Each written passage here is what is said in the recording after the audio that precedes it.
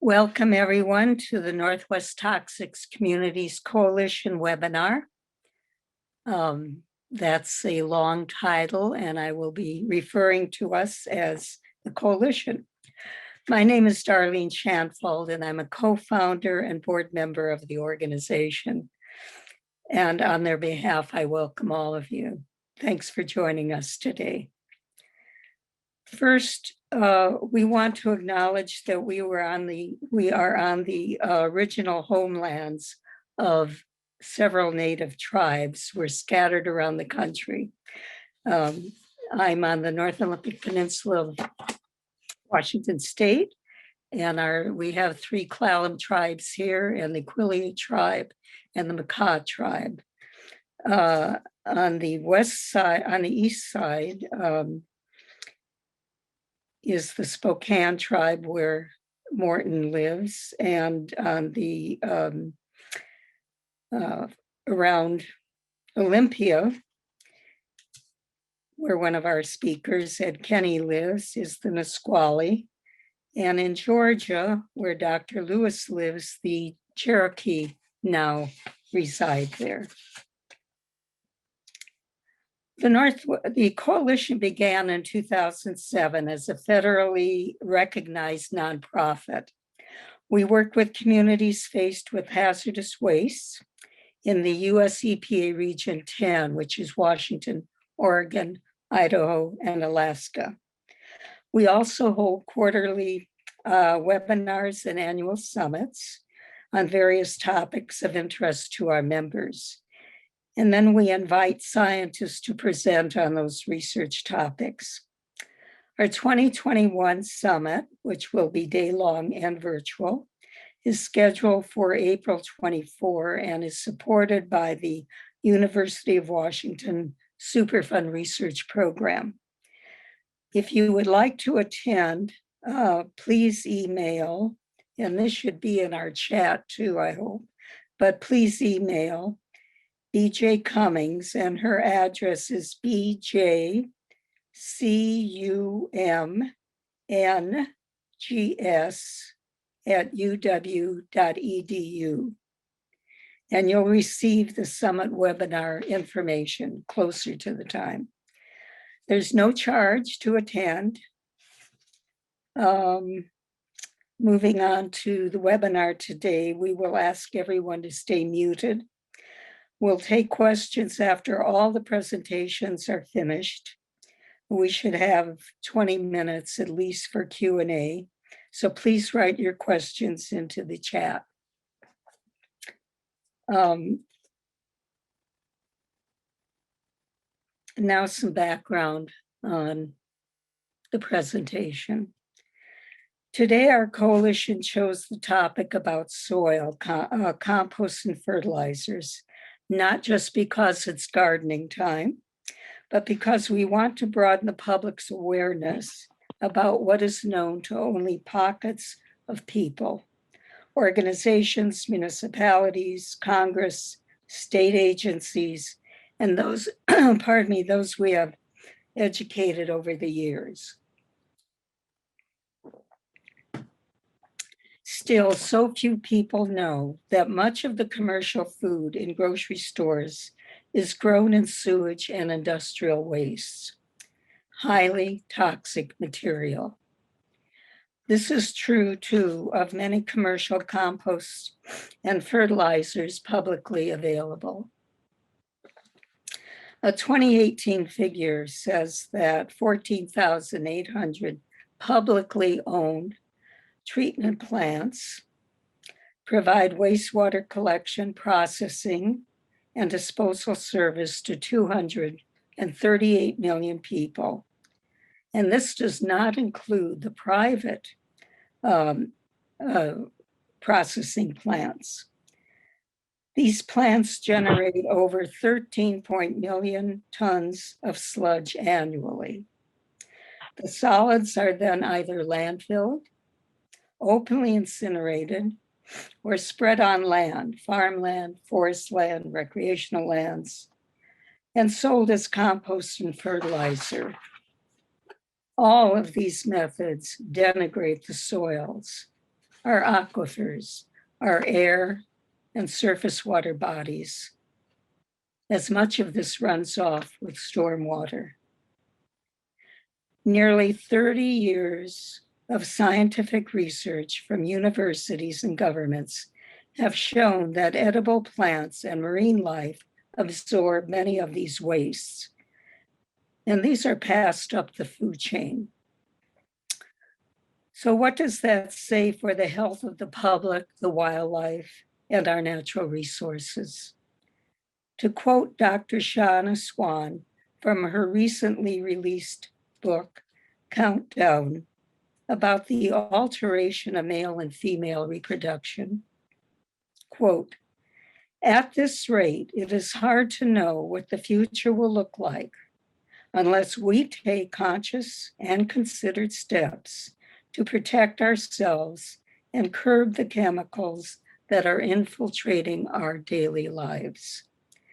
Today's presentations are examples of individuals and communities that have taken those considered steps. I will now introduce each speaker as they come up to present. And I will give each one of them a 1-minute warning if they go beyond 20 minutes. Hopefully they won't. Our first presenter is Dr. David L. Lewis. Dr. Lewis is a retired senior level research microbiologist whose research on land application of processed sewage sludge and other related environmental issues has been reported in news articles and documentaries, including in Time Magazine and National Geographic. He worked for the US EPA's Office of Research and Development for over 30 years and was a member of the graduate faculty at the University of Georgia. His opposition to the practice of land spreading sewage waste made him one of the nation's whistleblowers, for which he lost his jobs. His earlier research on HIV transmission through dentistry, published in Lancet and Nature Medicine, prompted the Center for Disease Control and Prevention, the Federal Food and Drug Administration, and other public health organizations worldwide to adopt the heat sterilization standard we have today for dentistry equipment. In 2000, EPA Administrator Carol Browner awarded Dr. Lewis the Science Achievement Award for his research published in Nature concerning the effects of climate change on risks posed by environmental pollutants.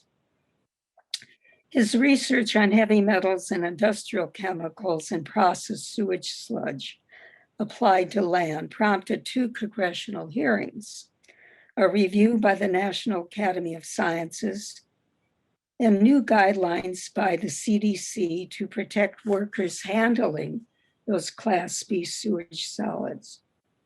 In 2014, Dr. Lewis's book, mostly on the land spreading sewage waste, was published. It is entitled Science for Sale. If you want to know anything about the history of this issue, that is the book to read. He is currently writing another book entitled Science, Religion, and the Golden Rule. Dr. Lewis will talk about the genetic capacity of a population to withstand exposures to increasingly complex combinations of potentially harmful chemicals and biological agents. So we welcome you, Dr. Lewis, and please start your presentation. Thanks very much, Darlene.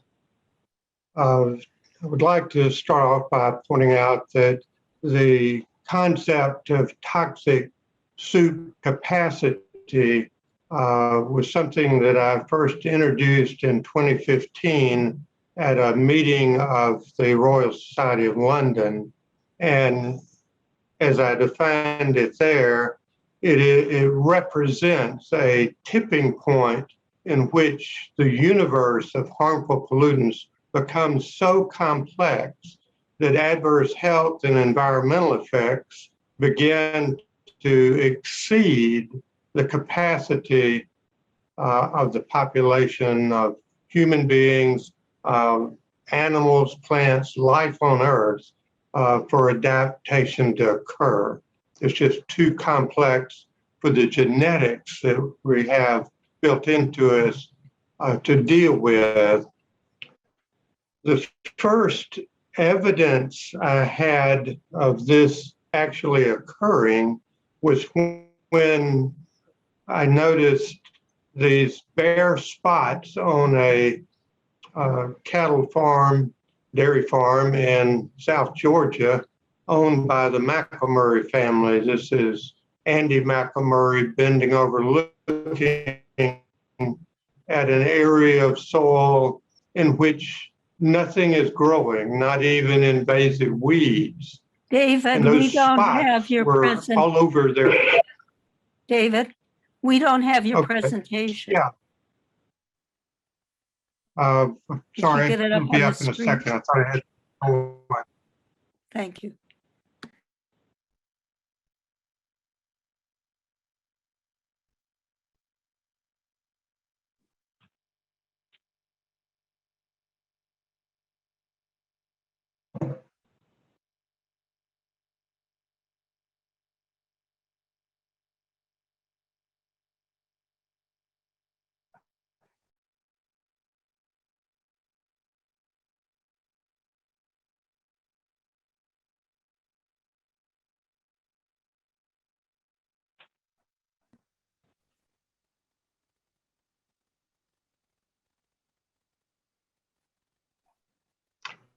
do you see anything on the presentation slide presentation now? Yes, thank you. It worked.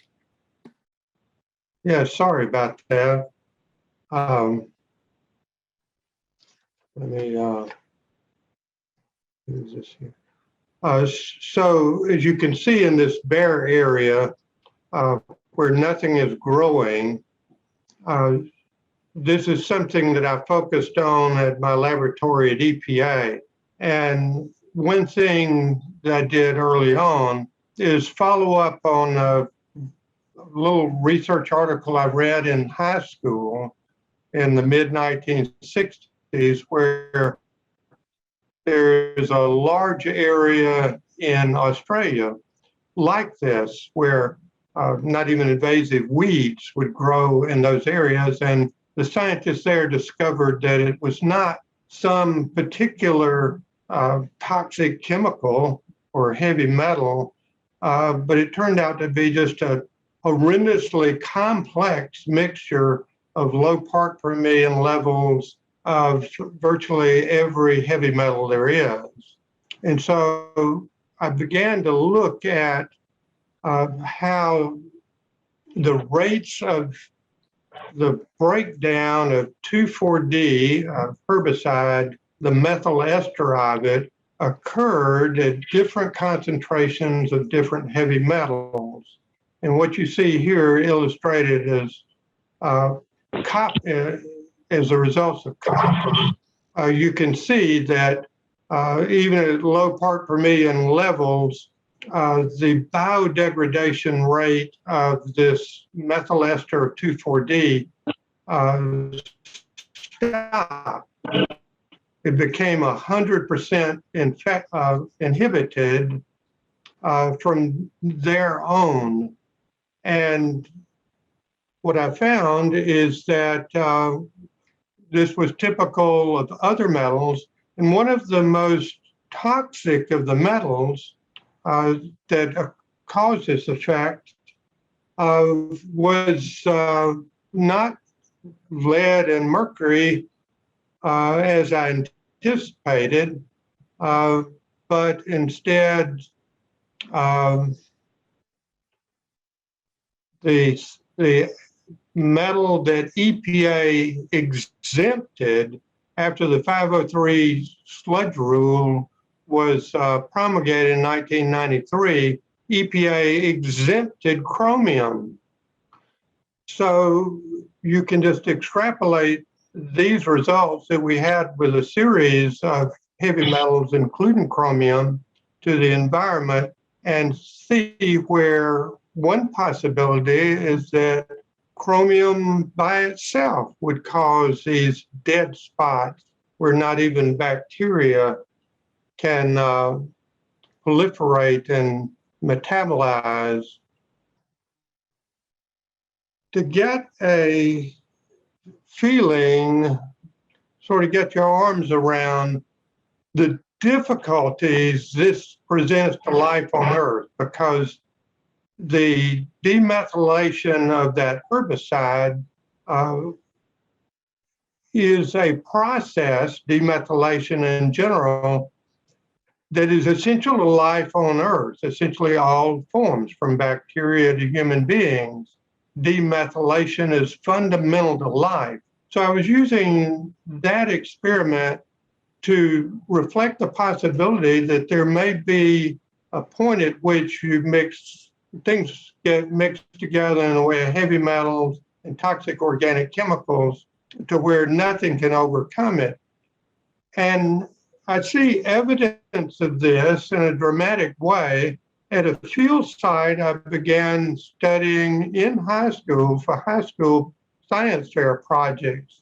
What you're seeing here is a common wildflower that it grows throughout the southeastern United States. And there's a field site of this not far from South Georgia where I grew up. And I've continued to look at how this plant responds to the agricultural runoff of the fields around it, that during rainstorms, the sewage sludge applied to those lands, the agricultural chemicals applied to it, make their way and run off down to creeks that run into this area that I was studying. And it's really amazing if you look at this photograph, what you see in the upper right-hand corner is this yellow blooming grass with a bloom pointing up toward the sky here in the upper right-hand corner. And if you follow the other strand going down into the creek, you see the seed pod that's formed after the bloom occurs and the seeds are formed. And the amazing thing is that this plant cannot survive in that area where the sewage sludge and other agricultural chemical waste sources are running into that creek water. It cannot propagate, I found in all these years of research, unless this plant, which is called a yellow stargrass, unless it is living close to flowing water, in which once the bloom has matured, the seed pod extends down into the flowing water. All of the other yellow grass growing in that area that doesn't have access to running water, flowing water, is dying from all kinds of infections and other problems. So to think about the solution that this plant has been able to come up with to survive this hugely complex mixture of heavy metals and toxic organic chemicals in its environment is, if you think of it in the evolutionary sense, this is a huge wall to get over for just this one little plant. So that gives you a feel for what this land application of sewage sludge presents to life on Earth. In our research at looking at human adverse effects across the United States and into Canada, the studies we published on those were our observations, our measurements, showed that the main problem with exposure to land-applied sewage sludge is the inhalation of just microscopic particles. You see these arising into the air at land application sites as brown dust, and you can see them for far away, a mile or more away. On a global scale, in this NASA photo, you can see that process occurring globally. So as land application of sewage sludge began to occur after Congress banned ocean dumping of sewage sludge in 1988, this is occurring around the world. So what we're looking at in this NASA photo represents not just the dust blowing off of the western coast of Africa and going across the Pacific and settling out in North, Central, and South America, but we're seeing the same sludge dust on every plot of land in that area and beyond. It's just circling the globe in the upper atmosphere and settling out, exposing the entire human population.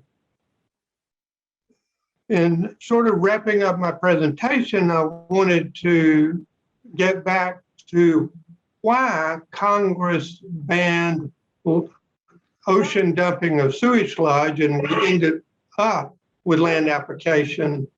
And it's represented here. The concern Congress had was over the live attenuated virus for polio in the polio vaccine. The problem is that with live attenuated viruses, and this brings this right up to date with our current pandemic, and that is that all live attenuated vaccines revert back to the virulent form once they go through the human colon. So all sewage is contaminated with live poliovirus and any other virus that there are live vaccines, attenuated vaccines being used for. That's important because in the middle of the COVID pandemic that we're experiencing right now, here you see an ad that I just pulled down from a pharmaceutical company that is about to come out with a live attenuated vaccine for COVID. And it's going to be administered as an inhaler, which will take that live attenuated virus down the throat into the digestive tract and on into the sewage sludge. So we're facing today the same problem that Congress tried to address in 1988, is to prevent the live attenuated viruses from perpetuating the polio pandemic, which began in 1945, and no one is paying any attention to this problem today, which is the same problem, only with COVID-19. We have very bright people like Anthony Fauci dealing with the public health aspects of the pandemic and doing a great job at it, but they're not educated in my field, which has to do with the environmental transmission of live vaccine viruses. And we need to get somebody in Washington onto that right away. So that's just like a very big red flag that's raised just recently within the past few weeks over the safety of land application of sewage slides. So that wraps up my presentation. You may want to Google David Lewis and autism biosolids conundrum to get my peer-reviewed scientific articles on this topic, as well as my YouTube video. Thank you, everyone, for your patience in listening. Thank you, David. I'm sure we'll be getting a lot of questions for you. And the slide that will always stay with me is that NASA shot of the Sahara sand moving across the world. Our next speaker is Morten Alexander. Morten, are you getting up your presentation? Oh, no, I'm sorry, Patty's doing that for you. Morten is a lifelong political activist and community organizer, and now a retired state employee. He resides in Eastern Washington, both in Spokane and outside Davenport, where he tends to his home orchard in Mill Canyon. When he and his neighbors in Mill Canyon found their organic agriculture threatened by a grain farmer's plan to apply sewage solids to nearly 1,000-acre field of wheat right above them, he co-founded Protect Mill Canyon Watershed. Morten will report on their, what he says so far, successful battle to prevent that contamination, to save their watershed and their livelihoods. Okay, thank you. And Morten, get close to your speakers so we can hear you better, please. Yeah. Thank you. Well, this is the story of how a community of small organic food producers was able to stop the threat of contamination to their soil, air, and water from the application of sewage sludge to a wheat field above their canyon. Next. This is a picture of our canyon from the east rim looking west. My land is under the final N of Mill Canyon, but I want to draw your attention to up on the right on the horizon is a yellow gold wheat field. And that represents all the agriculture all around the canyon. The agriculture within the canyon is quite different. Next.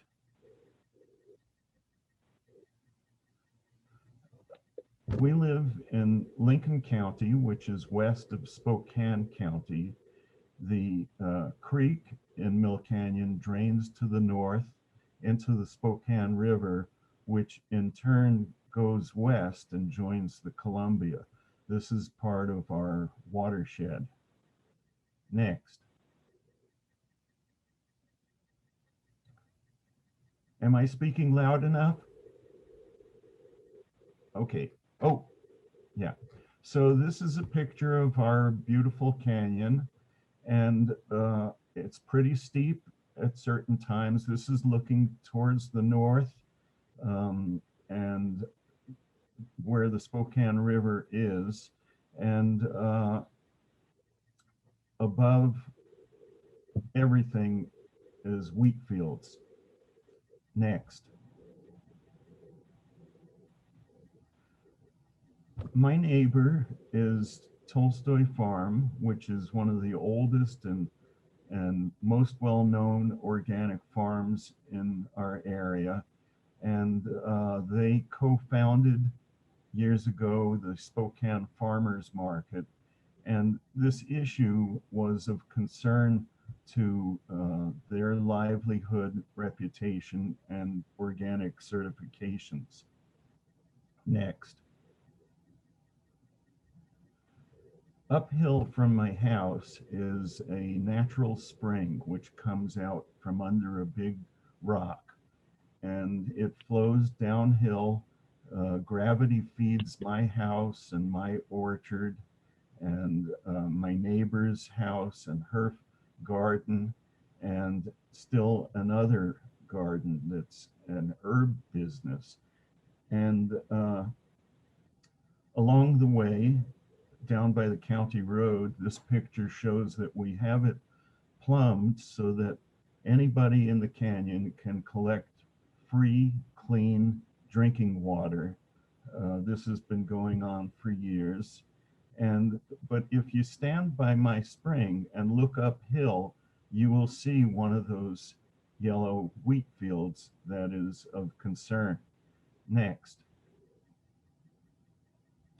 One of the people on our campaign committee is a soil scientist, and he was able to provide us with soil maps from the USDA Natural Resource Conservation Service that shows that most of the farmland up on top of us, which was to be sludged, is classified as HEL in red, highly erodible land. And of course it would be, since it sits atop a canyon. And by the way, it sits astride two canyons. But the part that concerns us is this. And to the right of the red box, you can see our creek, that little blue line. Next.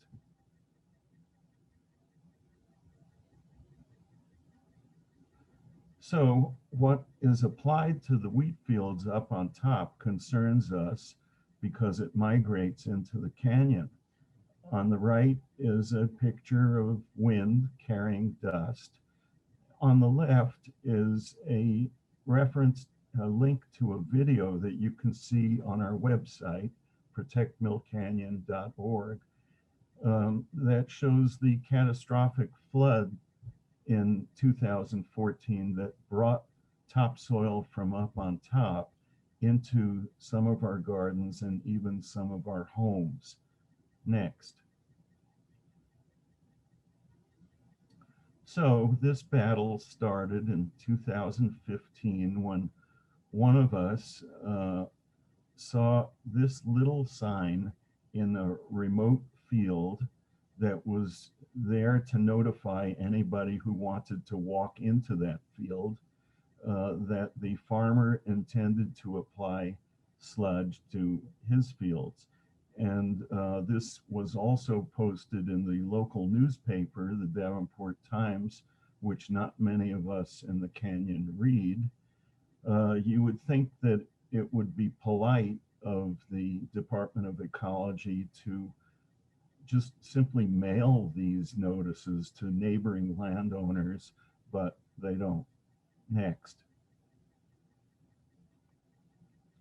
So sludge is bad, and biosolids is what the waste industry euphemistically markets as something that is good for fertilizer or compost, but it's the product of wastewater treatment plants, and it's very limited in its testing, and it's full of unknown number of unknowns, to paraphrase what Donald Rumsfeld would have said.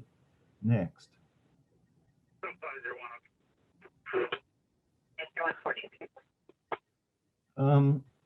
Let's see. This is a picture of a wastewater treatment plant, a sewage treatment plant. And these are usually located near rivers, and they are intended to clean out sewage from the municipal system so that the effluent which flows in the river is, by their standards, clean. But it seems to me a risky cycle if you want to take what they consider to be the worst filth out of it and then apply it back on farmland. Next. So there are some things in this slide that I need to explain. Fire Mountain Farms is a company in Lewis County, Washington, the other end of our state, that has the equipment to drain the sludge out of lagoons, as you've seen in the previous slide. They transport this to all 4 states of the Northwest, to landowners who want to use the sludge for fertilizer on farms or in forests. They handle the permits, they have the equipment for spreading. Also, they have kind of a bad record with their own partner, the Department of Ecology, which has sanctioned them repeatedly for mixing chemical waste into their stored biosolids. Other things that I need to explain here are acronyms. One is SLAP, Site-Specific Land Application Plan. And this is prepared by the ecology caseworker to lay out what they're going to do, where they're going to do it. But in trying to deal with them over their plan, they produced 3 or 4 of them over a 3-year period. Much confusion, incomplete paperwork, moving target. The other acronym is SEPA, State Environmental Protection Act. This is a checklist that is supposed to report on the flora and fauna of the environment around where the application will be, to talk about vulnerabilities in the environment. And it was done in boilerplate copy and paste from previous documents, and so bore little resemblance to our canyon environment. The thing that got me was that they didn't list springs, they only listed wells, and I just showed you a picture of a spring that feeds people's gardens and drinking water. So next slide. This is one of the gardens of Tolstoy Farm, and emphasized at the bottom is the organic certification code, which stipulates that foreign substances should not be found in fields for organic produce. Next. So faced with these threats, we had to organize, and one of the first steps was asking my friend Rachel Osborne if she would help us. Rachel is now retired, but she has a good reputation as a tough water lawyer around Washington State. Next. So we put together a committee of people with very important skills, one of them being Chris Ostrander, who did this website and maintains it, and also did a lot of networking with other organic advocacy groups. Next.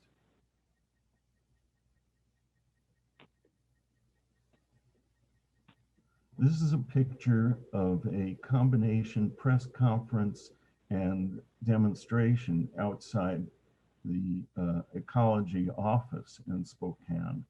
And here on the right, Tim Pello explains that the organic code stipulates that the organic farmer has a responsibility to prevent contamination that looks like it's threatening. That's why he was involved with our effort. Next.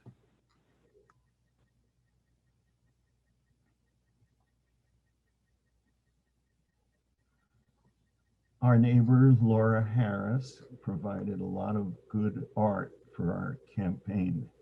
Next. We generated a lot of publicity, mostly newspaper articles, some radio. Next. And here is a cartoon from a Washington State syndicated cartoonist, Milt Prigge. I like this cartoon. Next. So the result was, in the end, that we achieved our goal, even though ecology approved the permit. And we did this because we negotiated with the farmer.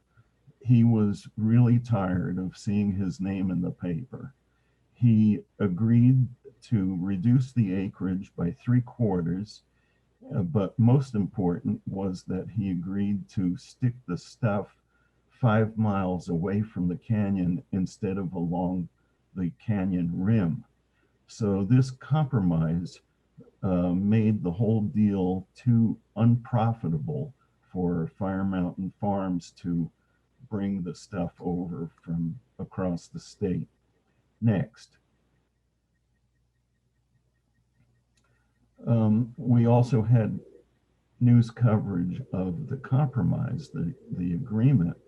And during the dispute, the local newspaper, the Davenport Times, covered it, and that resulted in a number of letters to the newspaper from people on the right and the left who did not feel comfortable with the idea of sewage on farmland.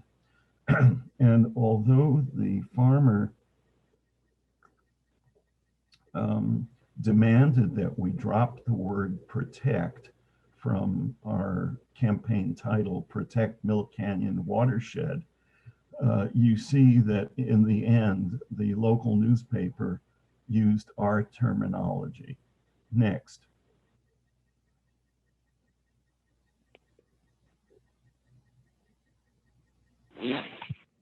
So I see this dispute as a case of environmental classism. What I mean by that is that you had a bunch of small organic farmers working on very marginal budgets, fighting against an alliance of the state, the sludge industry, and a large landowner. Ecology was very aggressive in pursuing what they called a partnership. And I was steaming, thinking they're supposed to be a regulator, not a partner to this pollution. And the reason that I call it classist is who can afford a lawyer, not low-income people. We could not have achieved this without Rachel. Next. So thank you for your attention, and take a look at our website. There's a mechanism on the website for you to get onto a listserv and participate. Thanks. Well, thank you. It's always nice to have a win, for sure. Thanks, Morton. Our next speaker is Ed Kenney, and I think Phyllis and Ed are working to get their presentation up. Screen share, can you do it? Ed resides on the opposite side of Washington State from Morton, in a rural community south of Olympia. He received one of the Washington State's first Model Toxics Control Act public participation grant to fund expert third-party oversight of a hazardous waste areas. The waste site covered over 800 acres. That was in 1990. In 92, for his work, he was awarded Conservationist of the Year by Olympia's Black Hills Audubon Society. Since 92, to present, Ed has helped save 78% of the Nisqually riverbed, a U.S. fish and wildlife refuge, with 400 acres that are part of the Nisqually Land Trust. And that was for the purpose of bringing back the coho fish. Last month, he finished brokering a multi-million-dollar agreement between the military Joint Base Lewis McChords, the city of DuPont, Cal Portland Cement, and 6 conservation groups to restore over 3 miles of Sequalitchie, I'm not going to say this right, Sequalitchie Creek, located in the city of DuPont. Ed is one of the moderators of the Washington State's largest hiking and climbing website. He organizes teams of volunteers to clean up debris left by hikers and fishermen at waterfalls and along riverbanks, as well as planting thousands of trees each year for a large river restoration project or projects. Ed will describe his involvement to stop the land spreading of sewage waste into communities.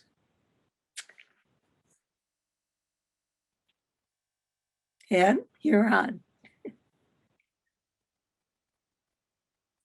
We have your presentation up, thanks. But we can't hear you.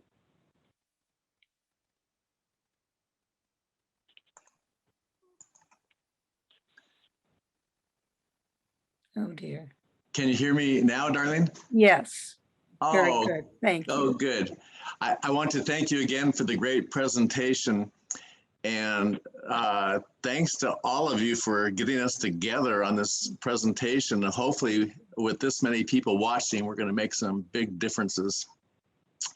I'm lucky to have been a member of the Nisqually Delta Association since 1988. So I've been mentored by some of the great conservationists in our region, including Helen Engel and Flo Brody, Jack Davis, Tom Shervold, and Mindy Roberts. And they have really taught me to be a lot braver, I think, than I normally am to confront this big danger that faces us. Washington State is really lovely right now. Everything is starting to come out. And unfortunately, it's the waste haulers are coming out too, and they're starting to spray our local forests and agricultural fields with sewage sludge. So this is the time to really get active. If you can see my cursor, Morton is over here on this side of the state in Mill Canyon, and I'm over here right around the city of Olympia. So I've been trying to organize groups to confront the big sludge spraying spots on both sides of Olympia, in Lewis County, like Morten mentioned in Thurston County, and in Pierce County. And this is my story. You can see right here, we've got Puget Sound. It's the second largest inland waterway in the United States. And unfortunately, many of us have come to know that 60% of the pollution in this beautiful inland waterway is from legal sewage sites, both the wastewater treatment plants and the sludge fields. We have unbelievably beautiful orca whales and the biggest octopus in the world. We have 5 runs of salmon, but it doesn't seem to stop the wastewater treatment plants. So only citizen action will have an effect on it. Just this morning, I heard that something we've worked on for over 4 decades is going to happen. It seems simple. But Seattle has never had a backup system for its wastewater treatment plants. It was the second to last big city in the United States to go to modern sewage treatment. But just this morning, it was announced they're going to get a backup generator so that they can finally take care of their sludge during a rainstorm. Just this year, 11 million gallons of sewage went out into Puget Sound in one day, and some winters, it's over 100 million gallons.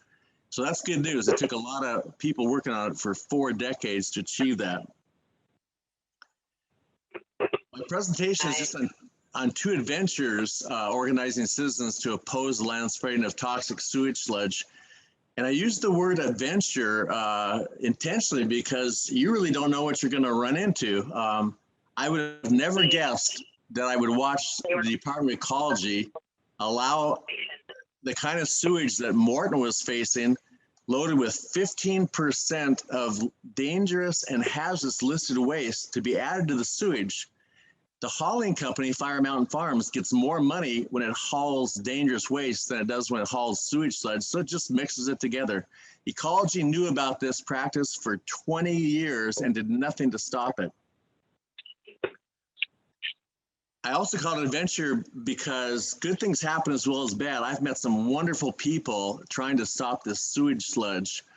I even had an all expenses paid mini vacation with a famous actress going town to town where sewage sludge was spread, trying to stop it. I've also seen the Department of Ecology look at a hazardous waste hauler, liquefying septage and spread it over in the middle of winter over a sewage field that was full of snow and rain. So it's amazing the things you're going to run into, including death threats, and I'll speak more about those in a minute. My most recent adventure was pretty close to my house, only about 4 miles away. The Washington State Department of Ecology approved this public notice, almost exactly like the one that Morton saw, but it was on a road with a 50-mile-an-hour speed limit, and they were advertising a public hearing. That public hearing was advertised a month from this notice, but the trouble is nobody saw it for a couple weeks. And I had just had my 2 new knees replaced. I got out of the hospital, and my wife had a medical emergency. She went into the hospital for a full month, and I was panicking. I sent out notes to all my friends, help, I don't know what I'm going to do to stop this thing. I had to get ready for this public hearing. And fortunately, like Darlene mentioned earlier, these are tribal lands. And the Nisqually tribe manager sent me a note, said, Ed, go take care of your wife. I got this. And the Nisqually tribe talked to the Department of Ecology and tried to get an extension for the public hearing. Oddly enough, the Department of Ecology said no. So the Nisqually tribe had to say, well, we would like to meet you about this issue as a separate government. And fortunately, the Department of Ecology got wise for a few minutes and said, okay, we'll give you another month. That gave me time to send messages all over the internet for friends. And I also started a GoFundMe. And once people knew about it, I raised $10,000 for a State Environmental Policy Act lawyer within 2 weeks. One thing I've learned in other sludge fights is you've got to get some people who are going to stick with you on an adventure. You need friends. Solo may work, but it doesn't usually. So if you can get some good friends to follow you through the battle, that would be decent. The Nisqually tribe stuck with me even when I started receiving death threats. The officials received death threats too. We had to organize the meetings so that everybody knew that there was a potential threat before I attended. My friends who stuck with me from our local neighborhood, 2 of them live near the site. And when I looked at them, I was happy to see one lady who was connected to all the organic farms in the area. She ran the farmers market. And like Morten said, these are really valuable people and essential in my mind. I ran into another person who was a wonderful public speaker. And I was thinking ahead to public meetings where somebody was going to have to get up and talk. And it looked like it was her. There was another woman who just looked kind of dangerous, and she was the one who had noticed this sign and wondered what it was about. And she was fierce, and I didn't think she'd back down to anything, and that turned out to be true. There was one woman at the meeting who looked like somebody's nice grandma who was maybe going to bring cookies to our meeting, and I didn't think she'd be really a valuable asset. Sorry, Amy, if you're listening to this. But it turns out that she came up and designed our website, which got the word out to hundreds of residents in the local area so we could take direct citizen action. So this is our website. I had discovered Morton's website with all the information, and I'd done a public disclosure request, and I found out that what Morton's site said about Fire Mountain Farms was absolutely true. Fire Mountain Farms was exceptionally bad. It wasn't just regular sewage sludge. It was a whole mess of fuel oil, sewage sludge. It even has cheese whiz in it. It was incredible, beer solids. But Amy designed this website for us, and man, it was essential. She also took my old computer apart and fixed it so I could take that many emails, because citizens were sending me so much that I just couldn't keep up with it. This was our site. We're on the west side of the state. Morton's was on the east. So we had a kind of a forest on our site, and you can see the snow there from an earlier battle with a sludge spreader. I could tell you that they'll spread sludge right on the snow. That's going to stop them. And even though you have this beautiful lake here, they'll spread sludge right next to it. So I knew we were in trouble. I saw the site. Mount Rainier rises up behind it. It's absolutely a gorgeous place. Yet the sludge haulers won't stop. So they issued a what Morton called a boilerplate. It's totally predictable. It seems like most of the sites have the same thing.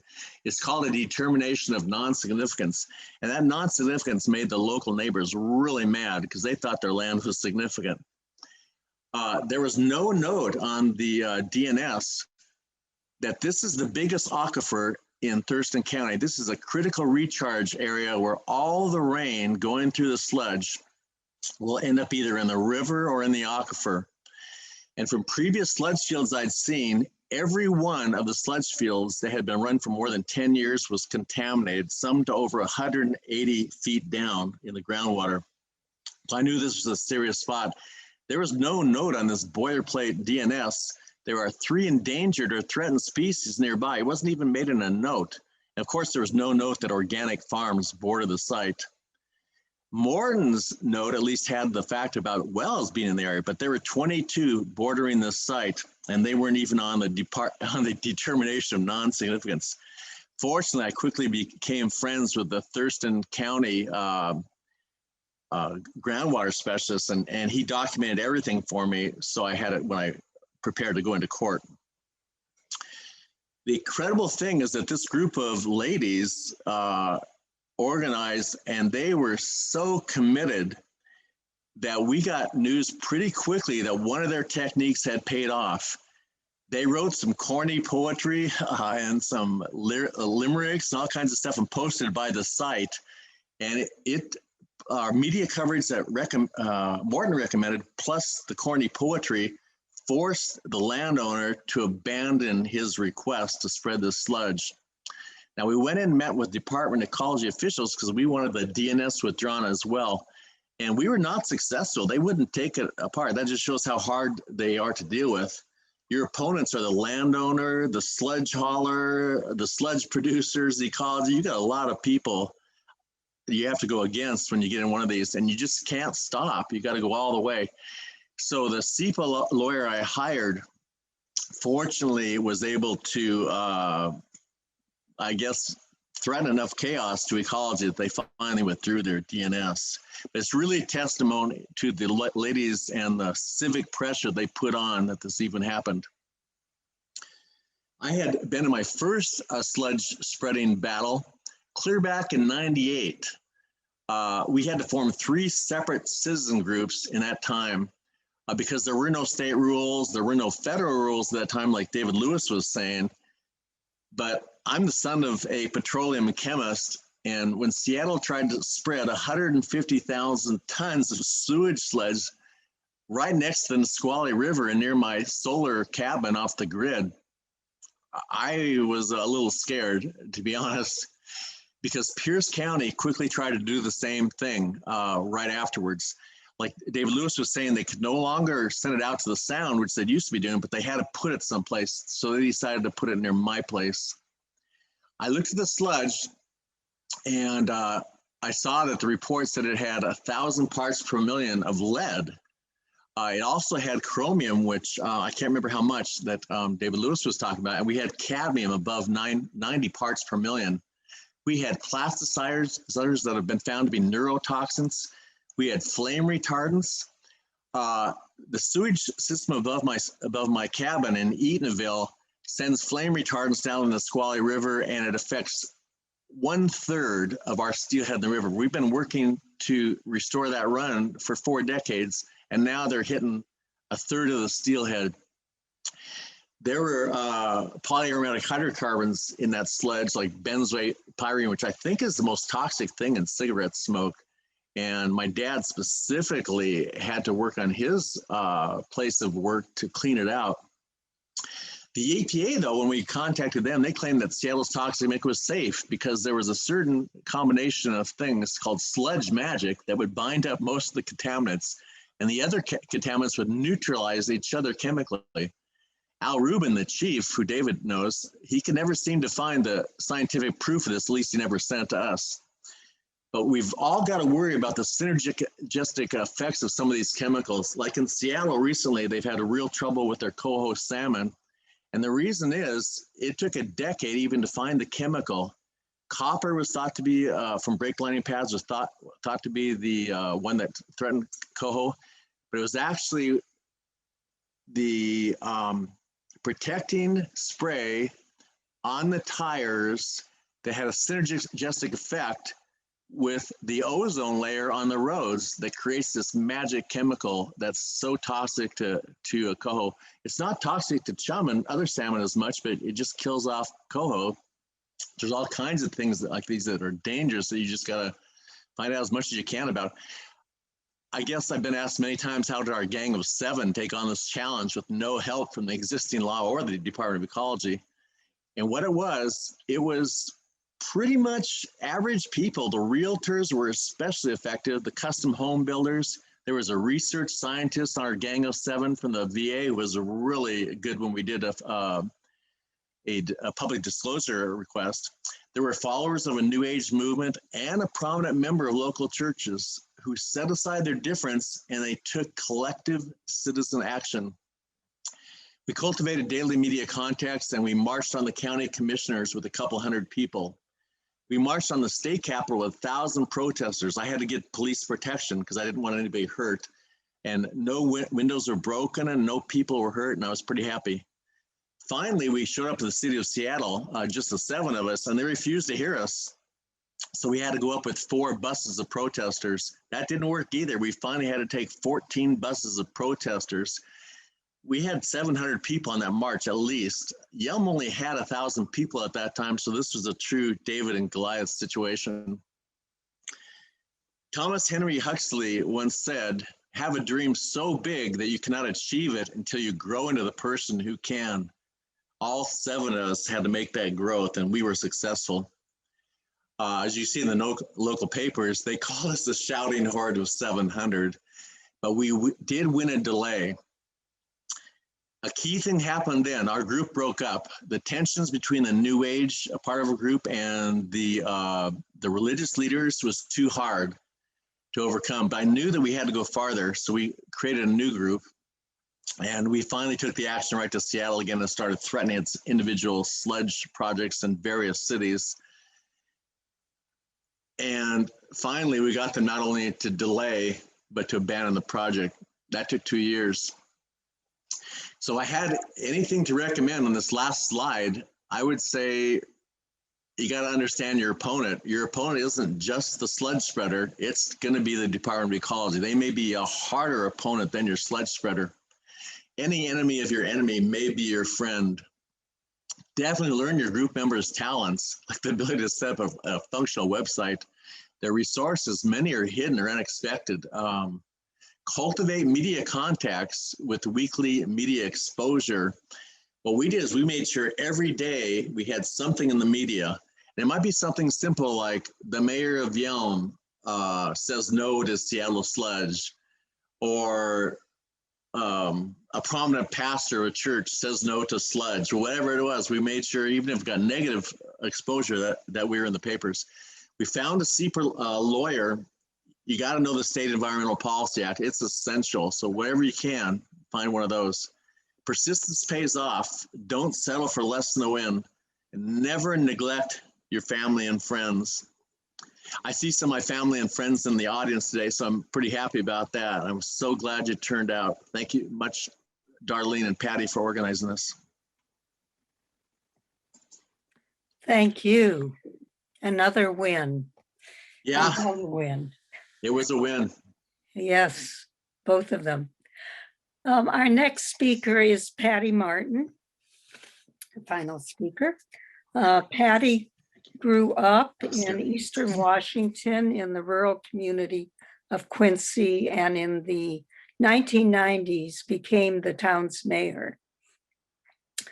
Before becoming mayor, Patty was questioning the site selection for the spraying of industrial wastewater when it was suggested to her to contact a local farmer who believed the land was contaminated.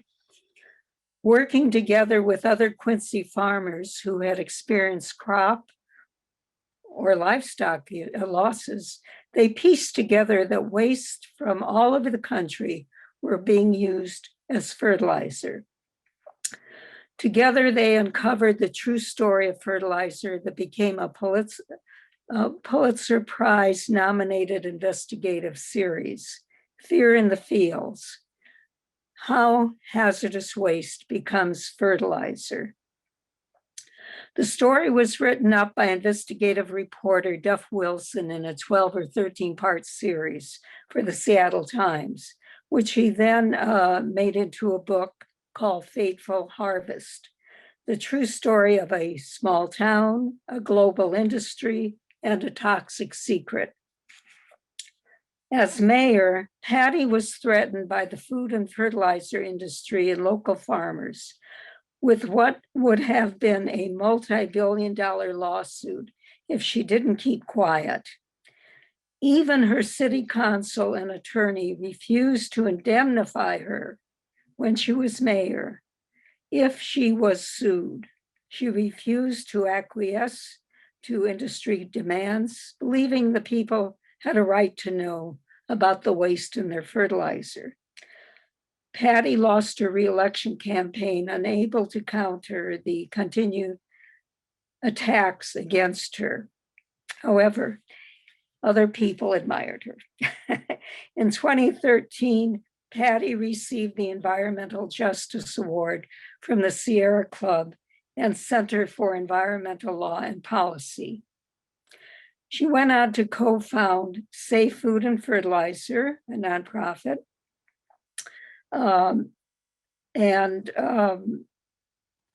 it's now called Save Our Soils, to raise awareness of these unsafe practices. She is also the chair of our Northwest Toxics Coalition, and she will tell us about the industrial waste fertilizers as opposed to the fertilizers we've been talking about, which is the sewage. Patty? Yeah, thank you, Darlene. Nice to know somebody likes me.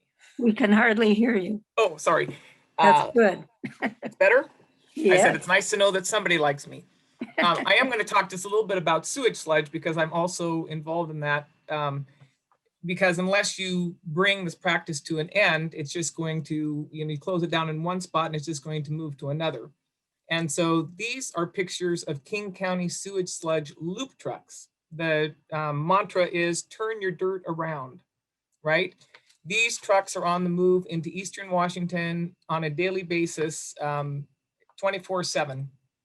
They are going to the Yakima area where they are applied on the hop fields and up into the Waterville, Mansfield area where they're being applied to wheat.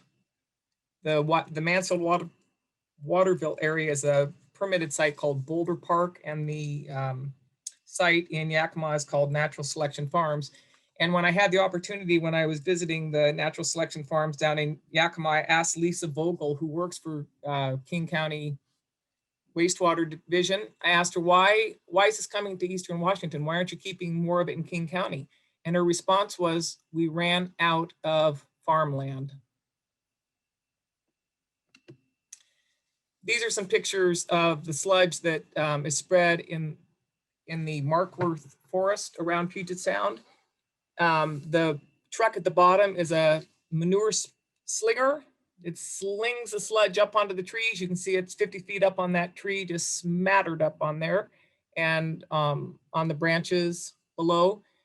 Dr. Richard Honor is another individual that works on sewage sludge here in Washington State, and has been pretty successful at getting this operation shut down. But then that means again that more trucks to my side of the state. So this is the farmer that I first got in touch with, and he had a rinsate pond dumped on his farm. And this is another farmer, Tom Whitty, which I just found out has passed away. But Fear in the Fields, one of the reasons I wanted to tag along on the sewage sludge on this is most people don't know that hazardous wastes are being disposed in fertilizer. Okay, they're mostly characteristic hazardous wastes, which means that they are, because of certain toxic elements, have to meet disposal standards for, treatment standards for disposal in a lined hazardous waste landfill. Fear in the Fields, as it was gaining traction around the United States, was bumped off the news by President Clinton's affair with Monica Lewinsky. Additionally, the fertilizer industry, when Como TV and others wanted to interview them about this issue, they would not speak on the record in front of a camera. And so a number of news sources would not do a one-sided interview. And so again, it was kept from the people. At the same time, we were exposing, whoops, somebody else is here. At the same time, we were exposing the use of hazardous waste in fertilizer. The FDA had found carrots, contaminated carrots in peas and carrots during their market basket study in New Orleans. And they blamed the lead, or the contamination, I should say, on old orchards, when in fact it wasn't lead and arsenic, it was lead and cadmium they found in those peas. People might remember that lead arsenate was a pesticide that was used in orchards, and it was banned in 1950, and yet it's a legacy chemical in our orchards and farmlands because those metals are long-lived in the soil, right? And lead arsenate was actually a mining waste itself. Started in the early 1900s, banned in 1950, and 70 years later, we are still reeling from the fact that that lead and arsenic is still in the soil. So just a few examples of some of the hazardous wastes that were found, and actually these were actually used in Quincy. The one had gotten an exemption in 1988 by EPA, and that was the pollution control dust. This was known as KO61, it's a listed hazardous waste. And the other one to the right, the Blumen LM, you gotta love the names, right? Blumen zinc, was actually incinerated tire ash sent to Washington State from Connecticut. These are a few other examples. And the one I really wanted to pull out here was that this toxic fertilizer up here in the right, at the time that there were discussions going on about legislating or putting this in the legislature, I should say, someone with the Basal Action Network came and testified about how all this fertilizer had been sent to Bangladesh, and the people were so excited to have all this American fertilizer that they over-applied it.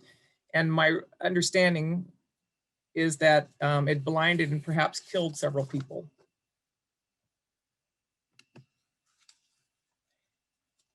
In 2002, the EPA promulgated a rule that allows zinc-containing hazardous waste, characteristic hazardous waste fertilizers, if they meet a certain metal standard, to be used in fertilizers. And again, this is another picture from the Seattle Times series, but this is a zinc-rich byproduct, quote unquote byproduct, that would be able to now, if it can meet those 8 metal standards, be able to be used in fertilizer. When Washington State passed their Fertilizer Act in 1998, my representative at the time, Gary Chandler, said that they moved to do this legislation in order to avert a people's initiative. And if you look at these numbers, what they did was they set an allowable limit on the application of certain metals, the arsenic, cadmium, cobalt, did not set a standard for dioxin, even though they know that there's dioxin in several of these fertilizers, lead, mercury, molybdenum, nickel, selenium, and zinc.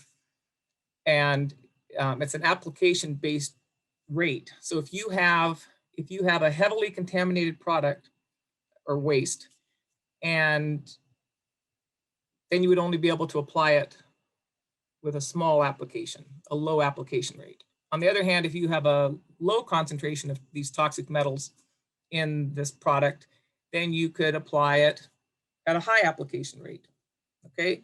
There was nothing set on exposure to the product itself, just an application rate with the provision that the metals in Washington soils are allowed to double. The background of these toxic metals are allowed to double in 45 years.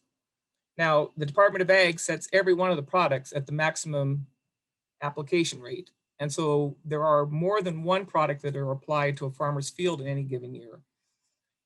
And so theoretically, we could be achieving that 45-year doubling in less than 45 years. So the question will come up, well, is this limited to just to Quincy? Because I remember having someone in the environmental arena tell me or ask me, do you think this is really a big deal? And I'm like, oh my gosh, this is the reason that we have the chronic diseases, the problems that we're having with children. You know, it's the runoff into the rivers, it's the pollution of the groundwater, it's the aerosols like Dr. Lewis talked about, right? These things don't stay in the soil, they blow. And the industry wanted to say they don't go into the plant. Well, if they don't go up in the plant, then they bioaccumulate in the soil, which means that when the wind blows, they blow in the air. But the fact is they do go up in the soil, or excuse me, up into the plant. So this is an example. They had deformed calves, cattle in Montana. Gilbertsville, I was hearing from this, and sadly, this is like 10 miles from where my grandmother and my father lived growing up. They had little pigs that first they had corn that was purple, and then evidently they fed the corn to the pigs, and the little piglets ran across the barn and fell over dead and bled out. And when they walked on the land, it actually burned through their shoes. It was hot. So some of the waste that were found in fertilizers or soil amendments, there's mining waste from Arizona. There was cement kiln dust from the Seattle area. The steel mill flue dust was coming out of Oregon and from Nucor Steel in Nebraska. Galvanizing waste was another exempted waste. Tannery waste, nuclear fuel processing waste from the Hanford Reservation, incinerated tire ash, like I talked about, aluminum's waste, pulp and paper processing waste, gypsum wallboard, refinery waste, you name it. Basically, it's out there, coal combustion waste. And the contaminants, mercury, arsenic, cadmium, lead, nickel, chromium, dioxin, PCBs, PAHs, you name it. If it's produced, it's probably found in these waste-derived products, because approximately 50%, if you had a 16, 16, 16 bag of fertilizer, that's 48% of the bag. That leaves 52% that's potentially, it's non-nutrient, but potentially toxic material, right? So why haven't you heard more about this? Maybe some of you on here have probably, many people haven't. And the book that chronicled what happened here to the farmers was out on September 4th of 2001, the September 11th events. Duff Wilson was to have begun his book tour on the Today Show with Katie Couric. And I don't remember if it was the morning of September 11th or on September 12th. But whether by destiny or design, this story was just not meant to be out there. There are still, this is from 2010, zinc sulfate from China. This is an example of the sewage sludge standards, right? versus what the fertilizer industry would like to have adopted on a percent basis of micronutrient or phosphoric acid. The current characteristic waste-derived standards, like I said, are meeting the treatment standards for disposal in a Subtitle C landfill. Many of you are probably aware of the metal studies in baby food. This was something I actually was talking about in 2004, doing with Howard Hu from Harvard. But our children are the canaries in the coal mine, right? They breathe more air, eat more food, drink more water on a body weight basis than do adults. They're going through rapid stages of development, so they're more prone towards negative outcomes. We have increasing levels of autism. We have increasing levels of cancer, birth defects, especially the effemination of the male genitalia, miscarriages, infertilities. 1 out of every 4 or 5 couples can't have children. 1 out of every 3 women will experience a miscarriage. Or is it maybe 1 out of every 3 pregnancies ends in miscarriage? I think that's more appropriate. And then this is much like the sewage sludge issue, right? Except for sewage sludge, there's a permit that tells you where it's going. With fertilizer, there is not. Okay, so we have a waste disposal problem in this country. Land disposal was to have been the least desired form of disposal under RCRA, which is the Resource Conservation and Recovery Act, which you know as reduce, reuse, recycle. But through a series of loopholes, that the land disposal has continued. The disincentive that Congress imagined by creating this high cost of disposing of these toxic materials in a landfill has also been defeated through these loopholes that EPA continues to find a way to put in place. So if you want more information on any of what I've talked about, we do have a website, Save Our Soils US, and we've expanded it to the Save Our Soils because we know that global warming, right? Soils are an important sink for carbon dioxide. And then more information, if you want to actually search your fertilizer by name, you can find out what the waste products are in it by going to the ecology fertilizer databases, which is not as user-friendly as it once was. So that is my presentation. I was trying to keep it short so we can take time for questions. Thank you, Patty. Excellent. And thanks to all of the presenters. Very good. I see one question and from Julia, and she has asked, has there been any research done on composting the sludge through an aerobic composting system with carbon to see if the toxic materials, less the heavy metals, can be broken down by the compost microorganisms living in the actively composting pile? Should I repeat that? David, can you address that?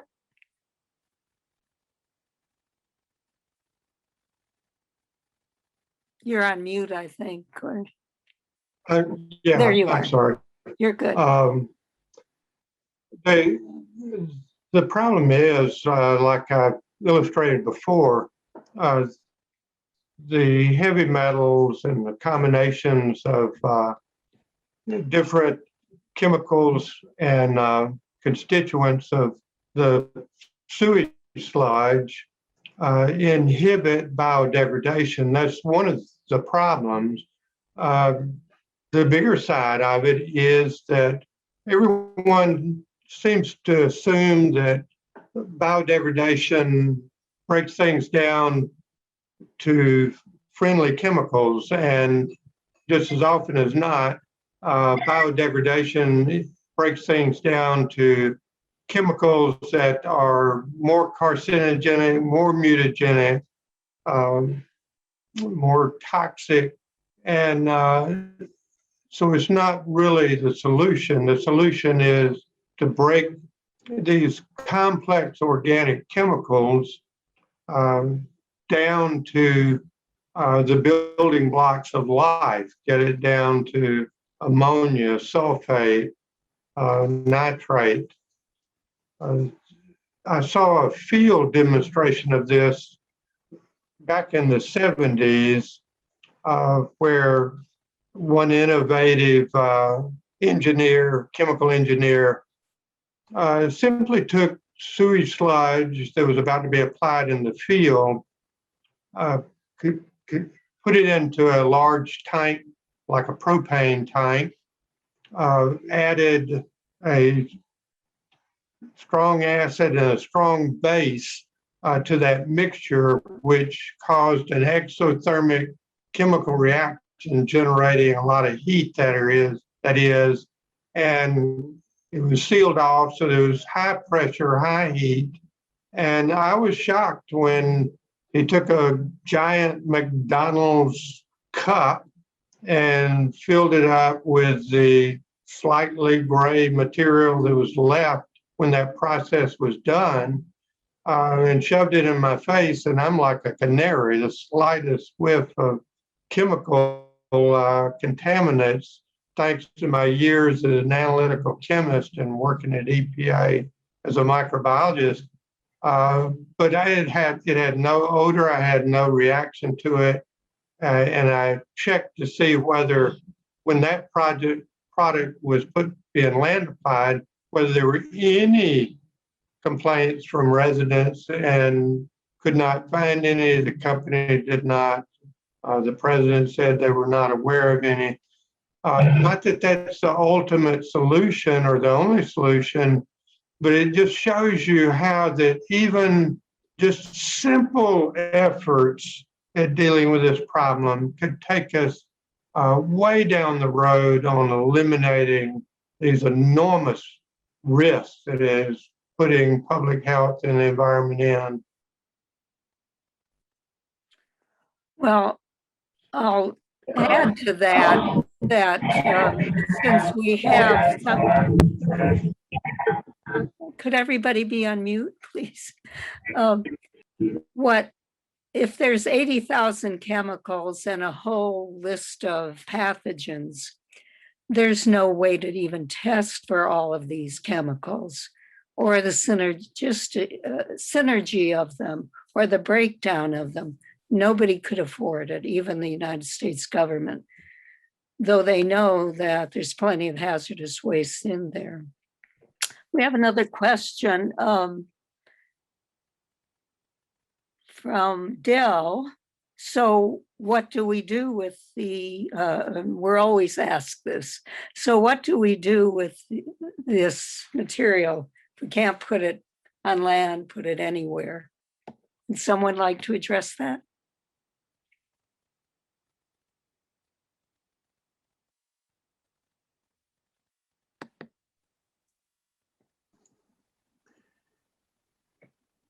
Hey, Darlene. Yeah. I'm not a chemist. I'm only the son of a chemist, but I've done hundreds of pages of research. And the only thing I've seen that will really take care of some of these more hazardous sludges is pyrolysis. You know, some high temperature or high pressure system that breaks down the bonds of some of these toxic chemicals, whether it's gasification or some kind of thermal decomposition. That's about it. And Darlene, can I chime in? This is Heather. Oh, yes, there you are. I've been listening the whole time. I had another meeting. Thank you. So hi, everybody. This is an awesome session. I think that perfluorinated chemicals, PFAS, is going to be the death knell for sludge spreading. There are going to be massive lawsuits in other parts of the country on this because of 20 years of the sludge spreading that you all have kind of nailed in your presentations. So I do think there is going to probably be an end to sludge spreading at some point. Also microplastics. So we have microplastics, yes. We have PFAS, and we have the existing heavy load of toxics and metals that you all have shown in your slides. In terms of what do we do about it?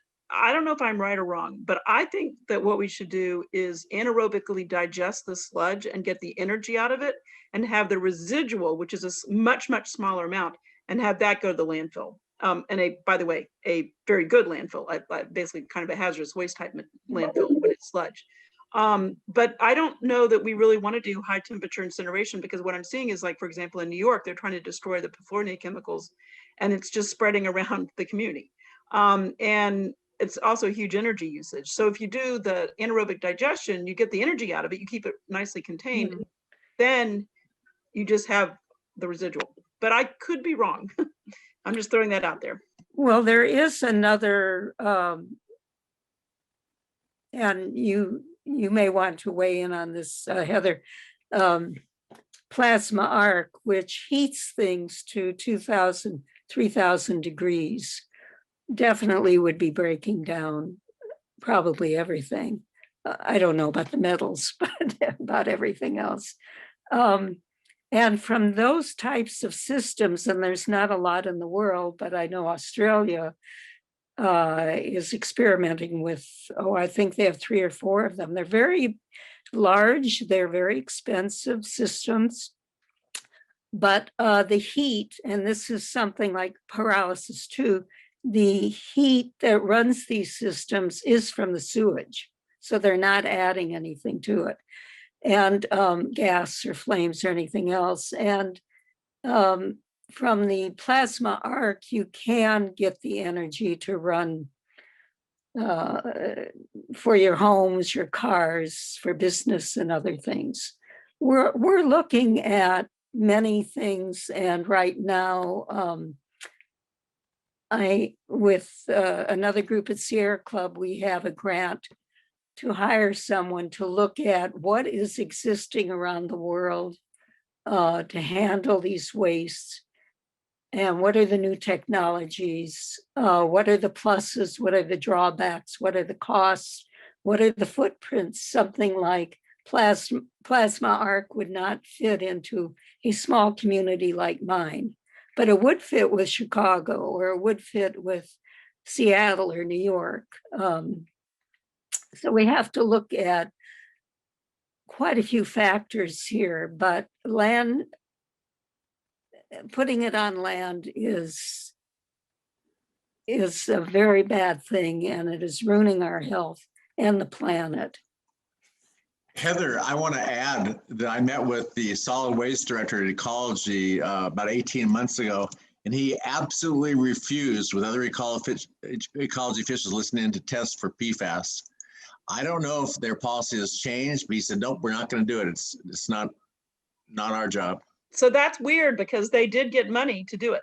And so the only thing is, because of COVID, the governor required that they cut X% money out of their budgets. And so they did, in fact, cut a bunch of things like that.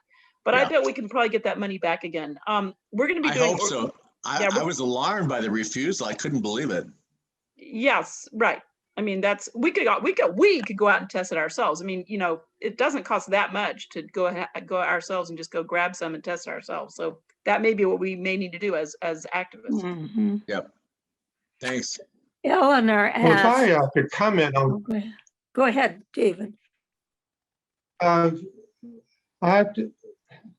take issue with the idea of focusing on PFAS or any other single or even large group of chemicals, because the reality is sewage sludge has every chemical that exists, known and unknown, in it, potentially. It's safe to assume you could remove PFAS from every sewage sludge sample that exists, and it would not measurably reduce that sewage sludge's carcinogenicity,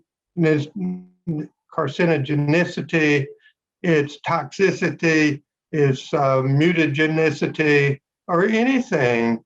All that EPA tracks are chemicals for which EPA has analytical techniques for measuring. Sewage sludge has got millions, billions of chemicals, known and unknown, in it. We'll never know what all's in it. And so I try to steer away from focusing on this chemical or that, because it's just meaningless in reducing the risks that sludge presents. David, I heartily agree with you. The point I'm making, though, is not the point I'm making is that it has become such a huge public outcry and crisis, and its impact, it's killing cows in Vermont, that this may be the chemical that will be the chemical that breaks the camel's back and gets us over the hump. I completely agree with you. We don't want any of this material spread on anywhere. So I agree with you. I'm just saying this may be the technique that we can use to actually finally get it nailed. Yeah. And there are people up in Washington, D.C. and Congress that are focusing on the PFAS. The next question is from Eleanor. What can a concerned citizen do? Ed or Morton? Oh, okay. I think a concerned citizen can get the community aware. The communities can stop things with citizen action. Like Heather's point is, there's a research angle and what's really going on. There's also the citizen activist angle. So you've got to get a delay, and then that'll give you time to stop the project if necessary. Yeah, I would add, I would repeat what I said, that there's a link on our protectmillcanyon.org website in which Chris Ostrander maintains a listserv informing people of sludge issues. And I see Chris is on this call. Maybe he has some more ideas to add. Chris, are you still with us? Yes. Go ahead, Chris. Can you hear me? Yes. Well, this has been a really valuable discussion, and I hope that I see we had over 55 people listening at the peak, and I think one of the things that we really need to do is get this issue into the mainstream press more, because so many people, if you were to walk down the street and just ask somebody, do you think that they're using sewage sludge to fertilize the food that you're eating? They would probably say no, because they don't know that it's a common practice. Mm-hmm. And the more people that understand that this toxic material is actually being spread on the fields that grow their food, and a lot of the chemicals are known to be taken into the plants, that would help our grassroots efforts to organize. If you go to the protectmillcanyon.org website, look for the link that says motivated activists wanted, and that's where you can sign up for the listserv. And we need to create a critical mass of grassroots activists, many of whom don't have to do much but respond to action alerts and email or telephone call to targeted officials and so forth, to get the word to those folks that, we demand action on this issue and to stop. It was interesting. I saw the slide from Patty that Seattle calls King County calls their product Loop, and that's so ironic, because taxpayers have spent millions of dollars building these wastewater treatment plants to keep that sewage sludge out of the water systems, and then they go and dump it right back into the environment, where, guess what? It's going to find its way back into the water systems. Mm-hmm. And that's the loop I think that they must be referring to. And the other thing that really, really bothers me is that this product is found in consumer items. If you go to a garden supply store, you will find bags of compost and fertilizer, et cetera, that say right on them, because they're required to by law, that it contains biosolids. And these things are brought home, people's home gardens, and their children play in it. And there's so many hundreds of chemicals that have not been tested. They are not required to be tested for. They're in that stuff. Children are absorbing it through their skin. Dust is blowing off of their gardens. It's getting into the food they eat. That's just really got to stop. And one more thing, in terms of the pathogens, if you talk to any of these officials, they'll say, oh, well, we treat the sewage sludge for pathogens. And yes, they do. They treat it, and then they immediately test for pathogens after the treatment. And they often find that the levels of pathogens have been reduced below the thresholds that are required for spreading it.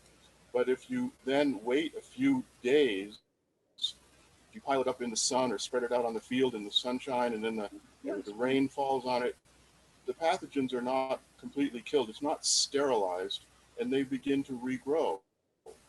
And I asked a technician from the Spokane Solid Waste Department who works at the Spokane County wastewater treatment plant, and he confirmed that they test immediately after for pathogens after treatment, because they know that if they waited too long, the numbers would go back up again. Wow. Wow. Thank you for that, Chris. Yes, when you go to a place to buy commercial compost, the bag will say there's these kinds of metals, and there's phosphorus and potassium and nitrates. And it's organic. It'll always say organic on it, and people believe it's organic, like organic food, but it is organic. It has organic things, including poop, but it's not organic. It's not really controlled. There's what is necessary is for the public to start asking their vendors, well, does this have sewage sludge in it? Or if you don't know, please call the vendors, because the manufacturers, because some of them are so proud that they use it, they'll be upfront with you. I have some other thoughts on this.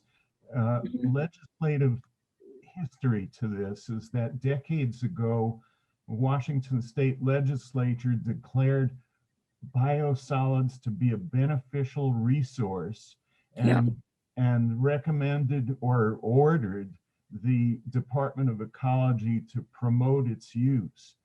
And that needs to be repealed, that policy of the state. The other thought I've had is maybe what the state could do is consider legislation that would stop giving it away, increase the price of it to the farmer. The other thought that I have is that I see there are a lot of people on this call from the Sierra Club, and it sure would be nice if we could move the Sierra Club along, our comrades in the club, to the point where we could have some of the lobbyists' time in doing this, so that when we talk to legislators, it's not just Darlene or just Morton who's talking about this. I urge you all to get on board with this. We're working on it. We are working on it. I'm going to move to the next question. Have the use of mushrooms to decontaminate these toxic sludge chemicals been experimented with? They are used for other situations. I can address that, but maybe somebody else. It's a remediation tool. It sucks up certain contaminants, but certainly not all of them. Does someone else want to address that? Have you had experience?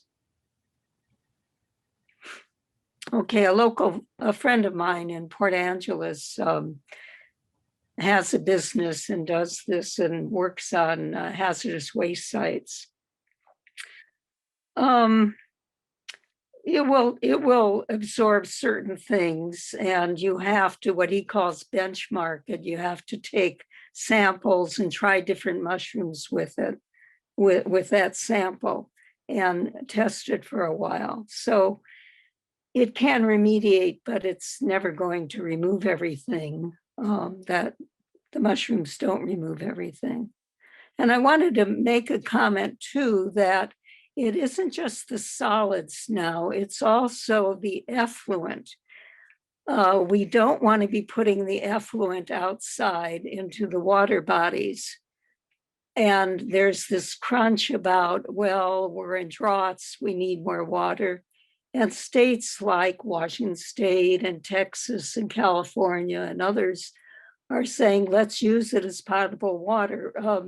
Washington State has allowed it for different things on croplands and recreational lands, but not yet as potable, though it would be a case-by-case decision. But small brewing companies are getting that water for free and using it for their beers. And they're finding plastics and other things in it.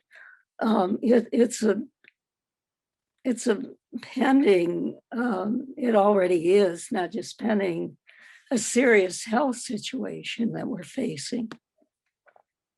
Let's see if there is another question here. I know the EPA puts maximum limits on lots of chemicals. Are those allowed levels safe? No, they're not. By that, what I mean is there any level that's safe? David, would you take that one? Sure. Can you hear me? Yes, yes. Good. The problem is, the answer to the question is no, because unless you get it down to, far, far below parts per billion levels, the issue becomes that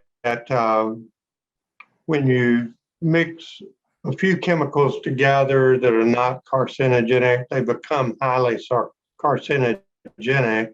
So there's a mountain of problems associated with that phenomenon that EPA has never touched, and it may never get addressed. And so,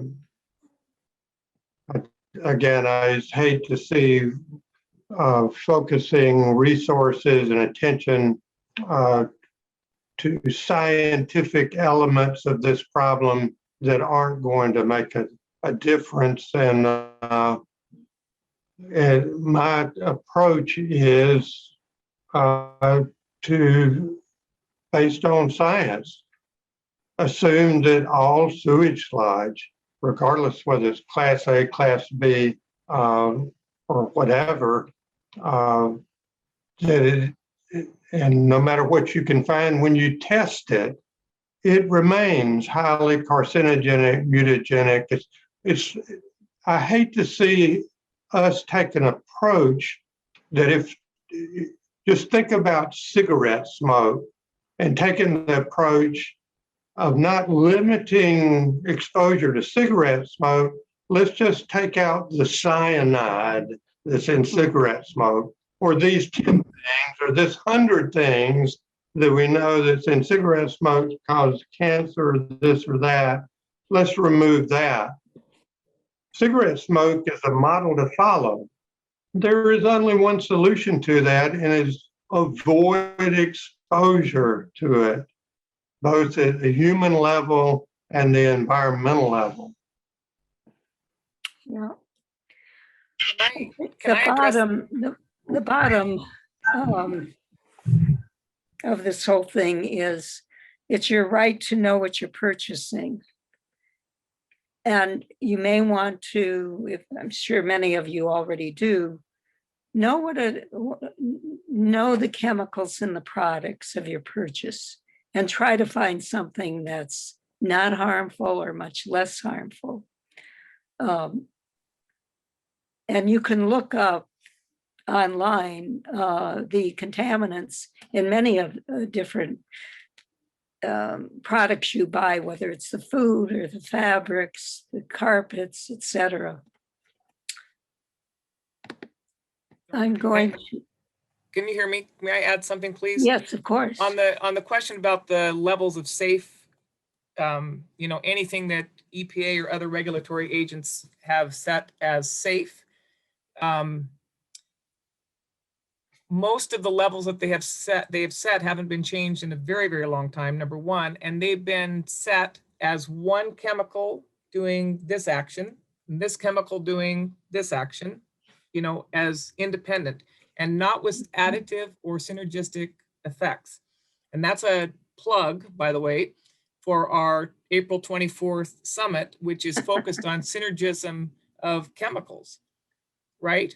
Because this is the thing that was lacking with all of the regulatory actions up through 1997. And that's what prompted the first ever Children's Health Conference that was held in Washington, D.C., because they were seeing this rise, this continued rise in maladies in children.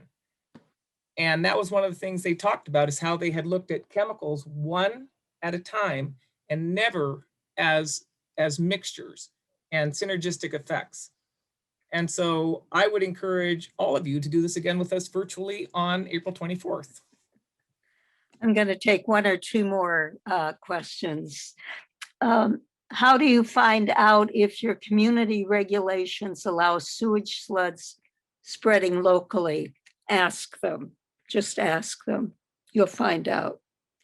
Whether it's your city or it's your county, some allow it, and some sell it for compost. Others may just keep it and put some of these wastes in their park gardens,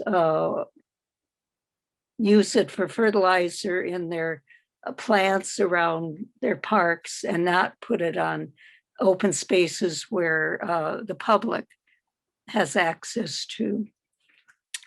Is there, let me see what I missed here. Darlene, I'd like to add that the State Department of Ecology has stopped counties from having the ability to rule their own sewage sludge. There's 2 cases before the Pollution Control Hearings Board. One was Cowlitz County near me, and they lost. The county health department lost against the Department of Ecology. They are mandating what Morton was saying, the beneficial reuse of sewage sludge. Well, citizens can still organize and face their communities, their elected officials. Oh yeah, they can. That's very Not effective. hopeless. But they'll lose if they go against ecology.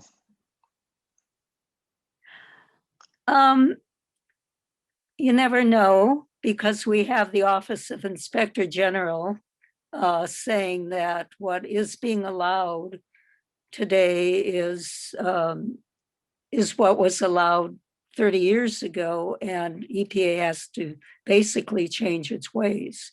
I think we're in a new era. I'm not so pessimistic. I hope so. Let me see about this one from Tom. I know that EPA puts maximum limits on lots of chemicals. Are those allowed level safe? I think we've addressed that. See, much of what needs to happen is topic.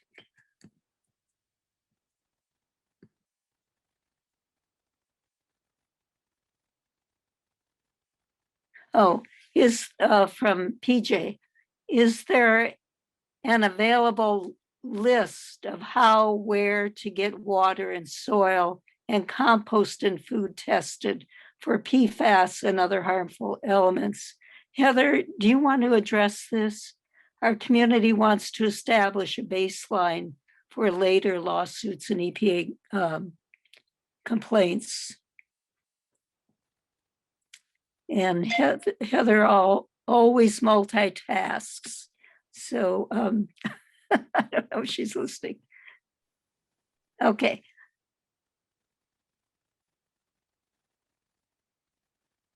Well, there is a soil and compost and food tested for PFAS and other harmful chemicals. List of how and where to get water and soil and compost. Contact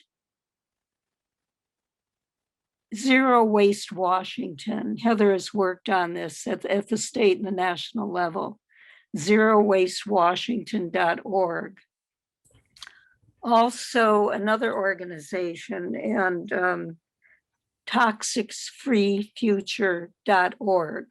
Those are the two organizations, at least in Washington State, that have been on top of this. So I hope that helps. And maybe one last one.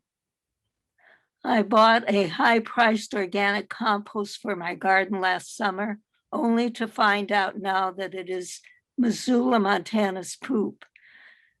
I got almost zero yield from my garden last year as an aside. So this black gold argument is crap, literally, and it is. It may work for 1 or 2 times, but then it begins to seriously affect the plants you're growing. Thank you, everybody, I'm sorry if I didn't get to all the questions. We have a few left, but we need to close down here. Thank you, everyone. Be sure to look at what's in the chat, copy some of those links. And if you want, definitely, I think Patty put in the link to getting hold of us. If you want a copy of this recording and any other information,